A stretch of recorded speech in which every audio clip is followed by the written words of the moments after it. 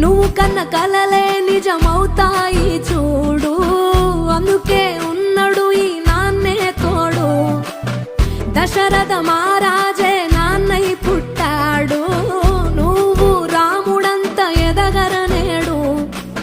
చరితలు ఎన్నడు చూడని మమతల గూడే వీధిరో, సంపద అంటే ఏదో కాదురో, ఇంతకు మించి అది